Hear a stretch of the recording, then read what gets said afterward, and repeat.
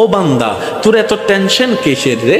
আমি আল্লাহ তো তোর জন্য আছি। সুবহানাল্লাহ, আমি আছি না তোর? আরে যার কেউ নাই তাই না টেনশন করে, যার টাকা নাই সে টাকা নিয়ে টেনশন করে, যার অভিভাবক নাই সে অভিভাবক নিয়ে টেনশন করে, যার মোবাইল নাই সে মোবাইল নিয়ে টেনশন করে। আরে আমি আল্লাহ তো আছি, তো আমি আল্লাহ তো আছি যিনি ইন্নাল্লাহা আলা কুল্লি শাইইন কাদির। আমি আল্লাহ রহমান তো আছি, আমি রহিম তো আছি, আমি গফফার তো আছি, আমি সাত্তার তো আছি। সুবহানাল্লাহ, আমি গফফার তো আছি, আমি রাজ্জাক তো আছি। আরে আমি থাকতে তোর টেনশন কি? বান্দা বলে যে কথা তো ঠিক, যার নাই সে এনে টেনশন করে। আমার আল্লাহ যদি আমার থাকে, আমার তো টেনশন করার দরকার। তার মানে আমি এতদিন টেনশন করেছি, আসলে আমি আমার আল্লাহকে রাখতে জানি নাই। আমি আমার আল্লাহকে রাখতে জানি, আমি আমার আল্লাহকে ধরে রাখার মতো ধরে রাখতে জানি নাই, যার কারণে তো টেনশন আমাকে স্পর্শ করেছে। সেজন্য দেখবেন আল্লাহ ওয়ালা যারা হয়, মাথার উপর ছাদ নাই কিন্তু টেনশন ছাড়া মুখে হাসি আছে, পেটের মধ্যে খাবার নাই মুখের মধ্যে কিন্তু টেনশন ছাড়া হাসি আছে, যার উজ্জ্বল দৃষ্টান্ত এই পৃথিবীকে চাক্ষুষ ভাবে দেখিয়ে দিয়েছেন কারবালার ময়দানে ইমাম আলী মাকাম ইমাম হুসাইন রাদিয়াল্লাহু তাআলা। সুবহানাল্লাহ, পরিবার সবাই শত্রুদের তীরের ভিতরে ছিল, তলোয়ারের ভিতরে ছিল, কাফেলার মধ্যে খাবার নাই কিন্তু মুখে কোনো টেনশন নাই, পানি নাই কিন্তু মুখে কোনো টেনশন নাই, পরিবার শহীদ হচ্ছে মুখে কোনো টেনশন নাই। জগৎ জিজ্ঞেস করে, ও ইমাম হুসাইন, এই কঠিন মুহূর্ত আপনি এত খুশি মনে আছেন কিভাবে? ইমাম হুসাইন উত্তর দেয়, আমার মাওলা তো আমার সাথে আছে, আমার টেনশন করার দরকার কি? বান্দারে, তোমার অন্তর যখন ব্যথিত হয়ে যায়, উপশম করার মতো কেউ থাকে না।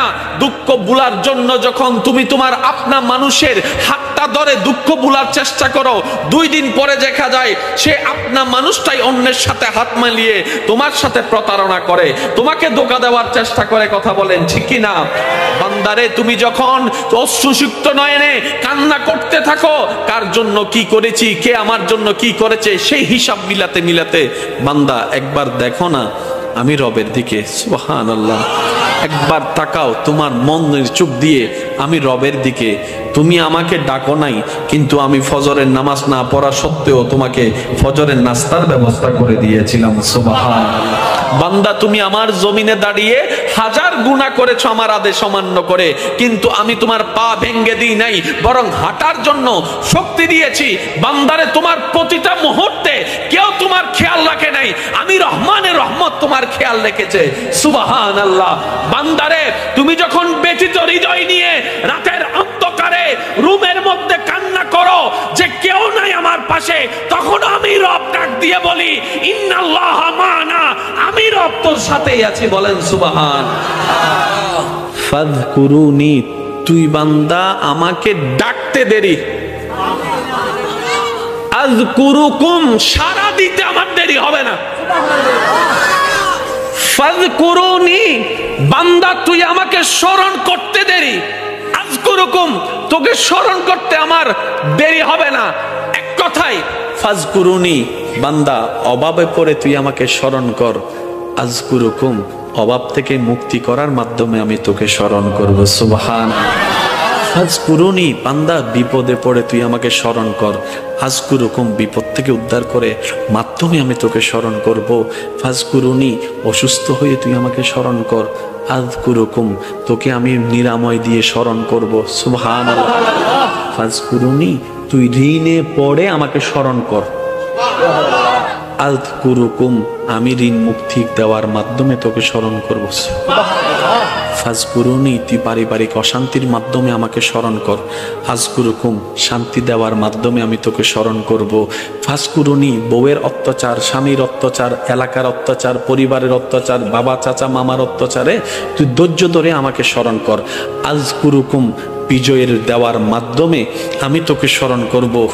আপনাকে আমাকে রবের দিকে নিয়ে যায়, যে কষ্ট আপনাকে আমাকে নামাজের সিজদার দিকে নিয়ে যায়, যে যন্ত্রণা আপনাকে আমাকে তাহাজ্জুদ নামাজের দিকে নিয়ে যায়, যে দুঃখ কষ্ট যন্ত্রণা আমাদেরকে আল্লাহর সবরের দিকে নিয়ে যায়, সেই দুঃখ কষ্ট বাহ্যিকভাবে দুঃখের হলো, পরকালের চোখ দিয়ে তাকালে দেখবেন প্রত্যেকটা জায়গায় একটাই নিয়ামত আর নিয়ামত। কেমন নিয়ামত? ওই দুঃখটা আসার কারণে আপনি ধৈর্য ধরেছেন, ধৈর্য ধরার কারণে আল্লাহর প্রিয় হতে শুরু করেছেন। ওই ধনওয়ালার বেশিরভাগ পরিবারের সন্তানরা দেখবেন মা বাবাকে সম্মান করে না।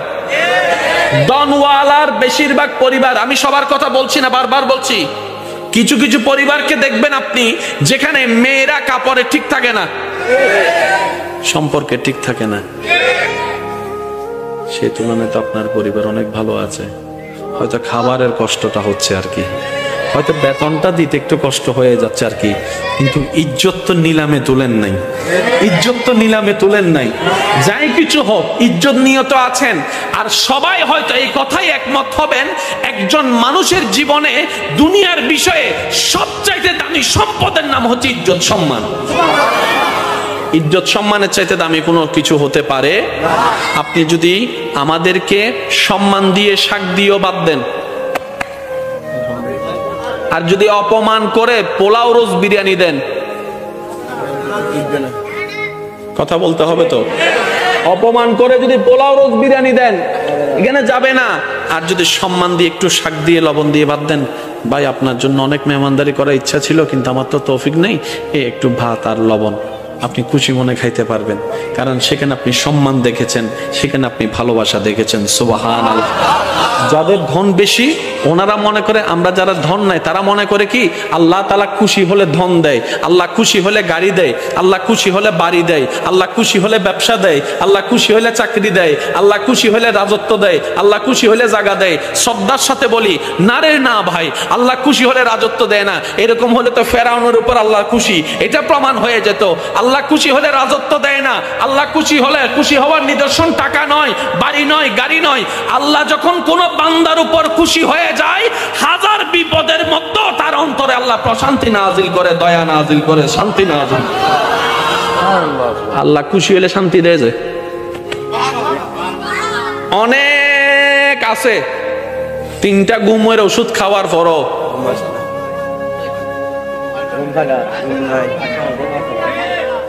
আরেকজন বাঙ্গা ঘরে থাকে, বাতটা খাওয়ার পরে, নামাজ পড়ে বাতটা খাওয়ার পরে যখন শুই, এবার বলেন সুখী কে, 10 তলা ওয়ালা নাকি বাঙ্গা ঘর ওয়ালা? আর একটু জোরে বলেন না। 10 কোটি টাকা ওয়ালা, জামাইয়ের সাথে বউয়ের দেখা হয় না, বউয়ের সাথে জামাইয়ের দেখা হয় না, এক টেবিলে কখন ভাত খাইছে খবরও নাই। কারণ স্বামী স্বামীর জায়গায় ব্যস্ত, স্ত্রী স্ত্রীর জায়গায় ব্যস্ত, ছেলে ছেলের রাজত্বে, মেয়ে মেয়ের রাজত্বে, সব আছে কিন্তু ওই যে একটা মায়া মহব্বত নাই। কারণ যা কিছু দরকার হয় হোয়াটসঅ্যাপে মেসেজ, পাপ্পা আমার এটা লাগবে, উনি এখান থেকে মেসেজ দেয়, ঠিক আছে ম্যানেজারকে বলে দিচ্ছি তুমি নিয়ে নিও। চেহারা যে দেখবে সেটা পর্যন্ত দেখা হয় না। অথচ আপনার সন্তানের একটা কলম লাগলো আপনার পিছনে 3 ঘন্টা করে, বাবা ও বাবা ও বাবা একটা কলম দাও না, ও বাবা একটা জুতা কিনে দাও না, ও বাবা একটা কাপড় কিনে দাও না। বাবা ডাকতেও আপনি শুনেন, আব্বু ডাকতেও শোনার শান্তি আপনি পেয়ে যাচ্ছেন এই গরিবী জিন্দেগির মধ্যে। সেজন্য মনে রাখবেন, গরিবিটাও পরীক্ষা, বড় লোকিটাও পরীক্ষা, বুঝার জন্য বড়া। দন থাকাও পরীক্ষা, দন না থাকাও পরীক্ষা। কিন্তু আপনি যদি বেশিরভাগ নবী রাসূলের, আল্লাহর ওলিদের জীবনীকে খেয়াল করেন, ওনারা দেখবেন গরিবী জিন্দেগিকে থেকে আপন করে নিয়েছেন। কেন বলে যে কোটিপতি হয়েও পরীক্ষা, গরিব হয়েও পরীক্ষা, দুইটার মধ্যে পার্থক্য আছে। যদি আমি কোটিপতি হয়ে পরীক্ষা দিই আমার হিসাব লম্বা হয়ে যাবে, আর আমি যদি গরিব হয়ে পরীক্ষা দিই আল্লাহর যাই বলবো আল্লাহ দাওই নাই কিছু, পরীক্ষা দিব কি? ও নবী, আপনি যদি চান আমি উহুদ পাহাড়কে স্বর্ণের পাহাড় বানাই দিতে রাজি। নবী বলেছেন আল্লাহ এটা আপনার বড় দয়া, কিন্তু আমি নিব না। সুবহানাল্লাহ বলেন না। আল্লাহ বলে যে ও নবী আপনি যদি চান ডেইলি 4 বেলা জান্নাত থেকে খাবার আমি আল্লাহ পাঠাবো, এটা আমার জন্য কোনো ব্যাপারই না। নবী বলে যে আল্লাহ আমি, আপনি দয়া করেছেন, আমি খুশি হয়েছে, কিন্তু এটা আমি নিব না। এত কিছু থাকার পরও নবী বলতেছেন যার যা আছে নিয়ে আসো। জগৎ বলে যে কি রে, নবীর ভান্ডারে তো কমতি নাই, আল্লাহকে বললে তো সব পাঠাই দিচ্ছে। নবী বলে যে না, আল্লাহ দয়া করে দিয়েছেন সত্য, আমি একটু আমার সাহাবাদেরকে করার সুযোগ দিচ্ছি, ইসলামের জন্য ত্যাগ দেওয়ার সুযোগ দিচ্ছি। যেন তাদের সেই চরিত্রটা পরবর্তী উম্মতরা দেখে যেন বুঝতে পারে ইসলামের জন্য সাহাবায়ে কেরাম কতটুকু দেওয়ার চেষ্টা করেছেন, করার চেষ্টা করেছেন। সুবহানাল্লাহ। আল্লাহর নবী বলে, আমার আল্লাহ আমাকে শুধু এক জায়গার ভিক্ষুক রাখছে আর সব জায়গায় বাদশাহী দিয়েছেন। নবী বলে, আমি মুস্তাফা শুধু আল্লাহর দরবারে ভিক্ষুক আর সব জায়গায় আমার আল্লাহ আমাকে বাদশাহী দান করেছেন, ইমামুল আম্বিয়া বানিয়ে দিয়েছেন। ও নবী, সাবি ব্যবহার করেন না, দয়া করে দিয়েছে, আমি রেখে দিয়েছি। নবী আপনি ব্যবহার করবেন না? ওই করব তো।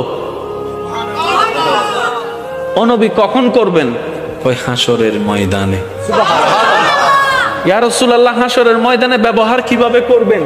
তখন নবী বলে যে হাসরের ময়দানে আমার গুনাহগার উম্মত যখন জাহান্নামে চলে যাবে, তখন আমি আল্লাহর দরবারে সিজদায় গিয়ে বলবো, আল্লাহ তুমি আমাকে এটা দিয়েছো, আমি নিই নাই, এটার বদৌলতে আমার উম্মতকে জান্নাত দান করো, আমার উম্মতকে জান্নাত দান করো। আল্লাহ তুমি স্পেশাল দোয়ার ব্যবস্থা করেছো, অন্যান্য নবীরা দোয়া ব্যবহার করেছেন, আমি দোয়াটা রেখে দিয়েছি হাসরের ময়দানে আমার গুনাহগার উম্মতকে জাহান্নামী থেকে জান্নাতে বানানোর জন্য। সুবহানাল্লাহ।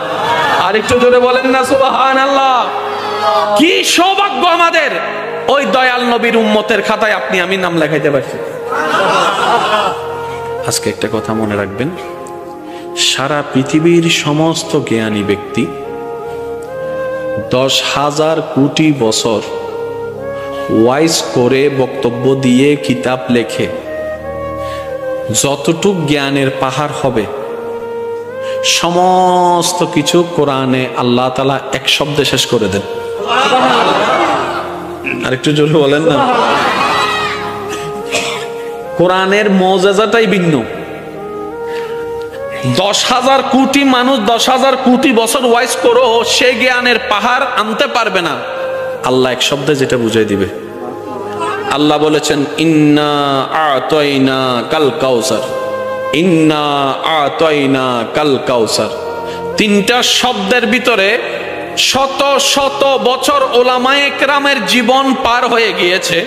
কেউ কিতাবের লিখনির মাধ্যমে, কেউ তাফসীরের মাধ্যমে, কেউ তাশরীহের মাধ্যমে, কেউ ওয়াইজের মাধ্যমে, কেউ বক্তব্যের মাধ্যমে, কেউ ক্লাসের মাধ্যমে শত শত বছর পার হওয়ার পরও আজকের ওলামায়ে কেরামকে জিজ্ঞেস করেন, হুজুর এবার আপনার সিদ্ধান্ত কি?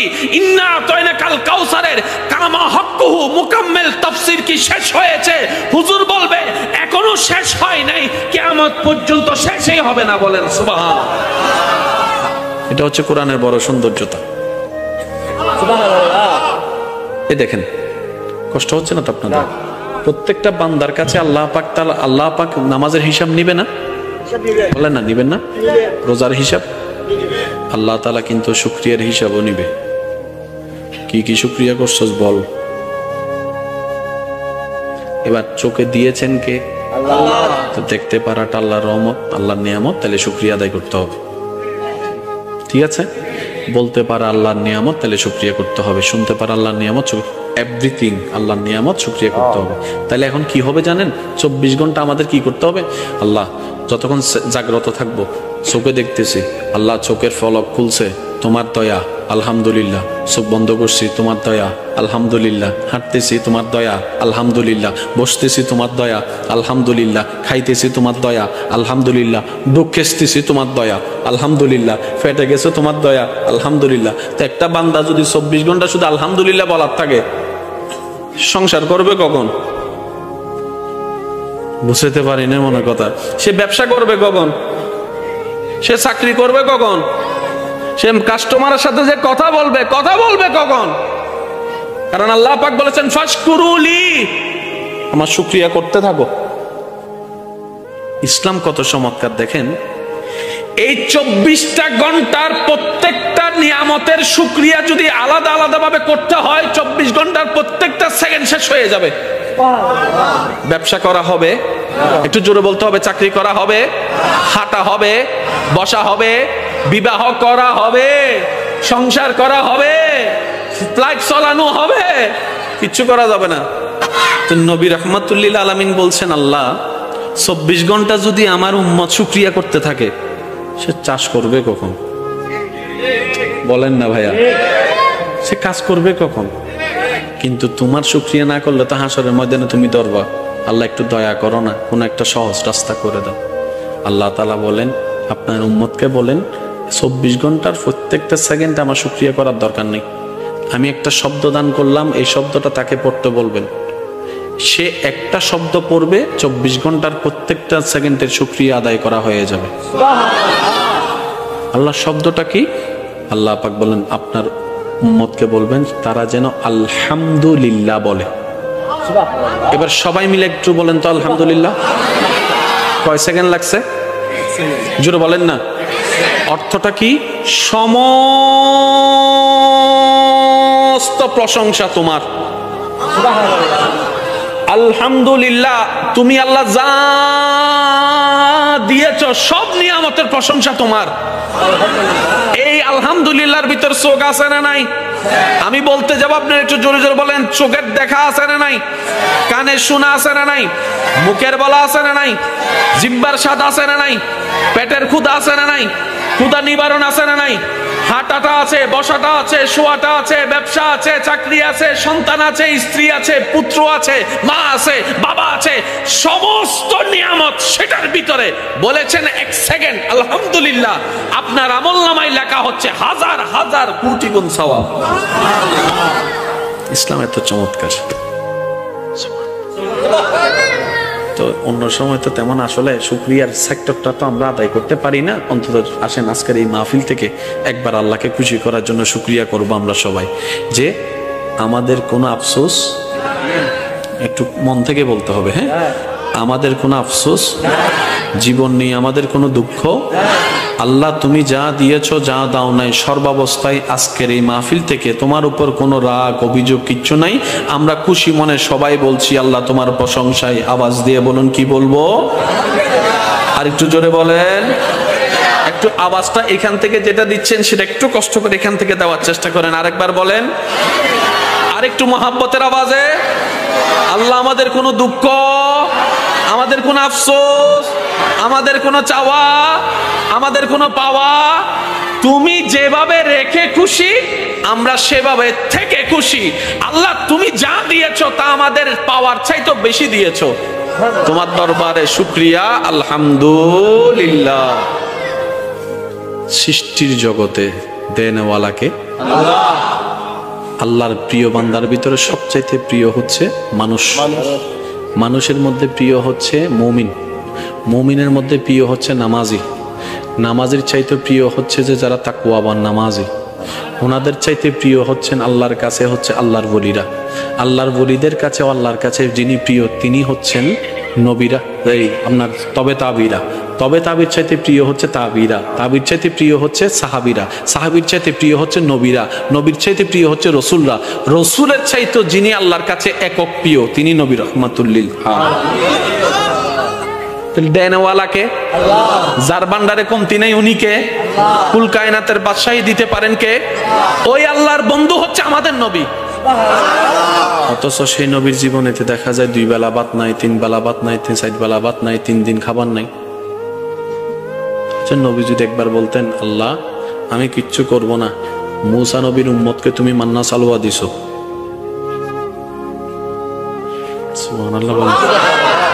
মূসা নবী তোমার প্রিয়, আমি তোমার বেশি প্রিয়, তো মূসা নবীকে উম্মতকে যদি তুমি টাইমে টাইমে মান্না সালওয়া দাও, আমি কি কোন অংশে কম নেই? আল্লাহ আমি কিচ্ছু করব না, টাইমে টাইমে যেন খাবার তোমার দয়া এখানে চলে আসে। ইমানে আওয়াজ দিয়ে বলেন আসতো নাকি আসতো না? কিন্তু সেই নবী, যে নবীকে আল্লাহ জান্নাতের মালিক বানিয়ে দিয়েছেন, ইন্না আতাইনা কাল কাউসারের নিয়ামত দান করেছেন, যে নবীকে আল্লাহ তাআলা ইন্না আরসালনাকা শাহিদান ওয়া মুবাশশিরান ওয়া নাযীরা দান করেছেন, যে নবীকে আল্লাহ তাআলা রাহমাতুল লিল আলামিন বানিয়েছেন, সেই নবী ঘরে খাবার নাই। সুবহানাল্লাহ। ইয়া রাসূলুল্লাহ আপনার ঘরে জিবরাইল আসে না? বলে যে আসে। তো টাইমে টাইমে খাবার তো চলে আসতে পারে। নবী বলে যে না আল্লাহ দিয়েছেন কিন্তু আমি নিব না। ইয়া রাসূলুল্লাহ কেন?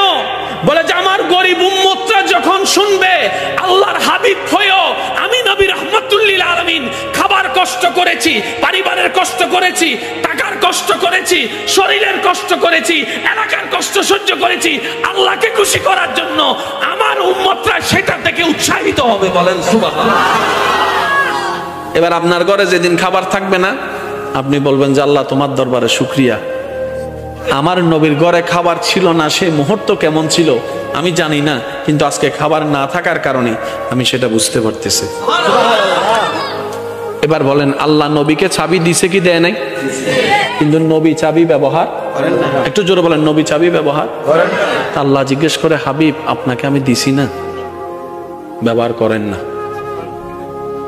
আমি বলবো আস্তে, আপনারা বলেন জোরে।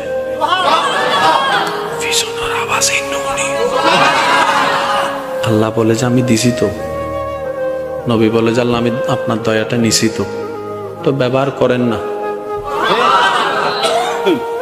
যুদ্ধের ময়দানে গেছে, এখন আপনারা শুধু বললে মিল পাবেন। নবীজি বলছেন যার যা আছে নিয়ে আসো, যার যা আছে। আপনজন এক একজনের মতো করে আনতেছেন। সিদ্দিক আকবর আনতে আনতে সাই পর্যন্ত নিয়ে আসছে। আচ্ছা, চাইতেছে কে? চাইতেছে কে? যার ভান্ডারে কোনো কমতি আল্লাহ রাখেই নাই। বুঝাতে পারতেছি না। যার নাই সে না চাইবে। আল্লাহ তো নবীকে ভান্ডারে চাবি দিয়ে দিছে।